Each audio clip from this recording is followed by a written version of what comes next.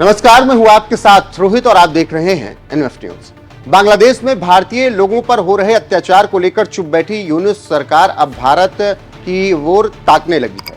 भारत बांग्लादेश के बढ़ते रार के बीच यूनुस सरकार ने पहले भारत आने वाले 50 जजों का दौरा रद्द कर दिया। ये सभी जज ट्रेनिंग के लिए भारत आने वाले थे और अब अपनी सेना को युद्ध के लिए हमेशा तैयार रहने के निर्देश दिए हैं। बांग्लादेश में शेख हसीना राज का तख्ता पलट करवाकर अंतरिम सरकार के मुखिया मोहम्मद यूनुस अचानक बांग्लादेश के चटगांव मिलिट्री ट्रेनिंग एरिया में पहुंच गए।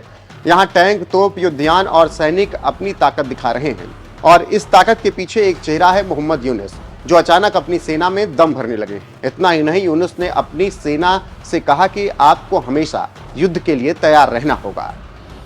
देश की संप्रभुता की रक्षा के लिए सेना के जवानों को हमेशा तैयार रहना होगा। सेना के जवानों को हमेशा युद्ध के लिए तैयार रहना चाहिए। बांग्लादेश की सेना राष्ट्र के लिए गौरव है, विश्वास है।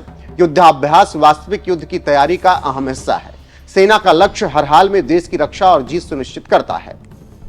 मोहम्मद यूनुस ने अपनी सेना के युद्धाभ्यास को बारीकी से देखा, जिससे माना जा रहा है कि यूनुस अब अपनी सेना के दम पर तेवर दिखाने की कोशिश में है। बढ़ती अंतर्राष्ट्रीय ताकतों दबाव के बीच यूनुस अपनी ताकत का प्रदर्शन कर रहे हैं।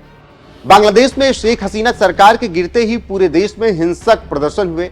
सड़कों पर आगजनी बवाल के बीच हिंदू अल्पसंख्यकों, मठ मंदिरों को निशाना बनाया जाने लगा। लोगों पर हमले हुए। भारत की ओर से अपने नागरिकों की सुरक्षा सुनिश्चित करने के लिए बांग्लादेश को चेतावनी भी दी गई, लेकिन हालात नहीं बदले। वहीं यूनुस सरकार एक्शन लेने के बजाय हिंदुओं पर अत्याचार को नकारती रही, लेकिन तस्वीरें चीख चीख कर अत्याचार की तस्दीक कर रही हैं। न केवल भारत बल्कि यूके की संसद में भी चिंता जताई गई थी, जिसके बाद बांग्लादेश पर अंतर्राष्ट्रीय दबाव बढ़ गया।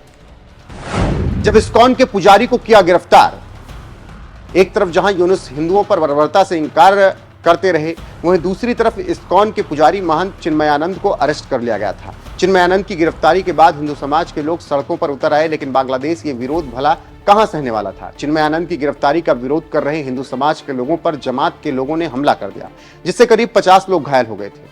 हिंदुओं पर हमले रोक पाने में नाकाम बांग्लादेश की दूरी भारत के साथ बढ़ती गई और बांग्लादेश में भारत विरोधी भावना ने जन्म ले लिया और जब आलोचना से घिर गए तो अपनी सेना को मजबूती देने में जुट गए। लेकिन सवाल यह है कि 1971 से जंग खा रहे बांग्लादेशी सेना के हथियार और टैंकर में इतना दम बचा है कि वो किसी युद्ध की स्थिति में आने की सोच भी सके। सवाल यह भी है कि बांग्लादेश की इस हिमाकत के पीछे किसका हाथ है। बांग्लादेश अपनी जंग लगे टैंकों में किसके दम पर फिर से तेल भर रहा है। जिस यूनुस को शांति के लिए नोबेल पुरस्कार मिला, उनके रहते हुए बांग्लादेश का माहौल इतना अशांत क्यों है?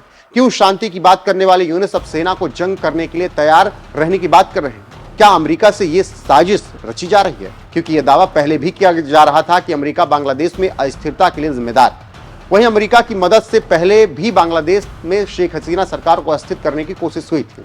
मोहम्मद यूनुस को अमेरिका का खास भी माना जाता है। ऐसे में अमेरिका बांग्लादेश की हर गतिविधि पर नजर तो रख ही रहा है, साथ ही उन पर अमेरिका के प्रभाव से भी इनकार नहीं किया जा सकता है। ऐसे में जिस तरीके से बांग्लादेश और भारत का तनाव बढ़ रहा है, उस पर आपकी राय क्या है, कमेंट में जरूर बताएं।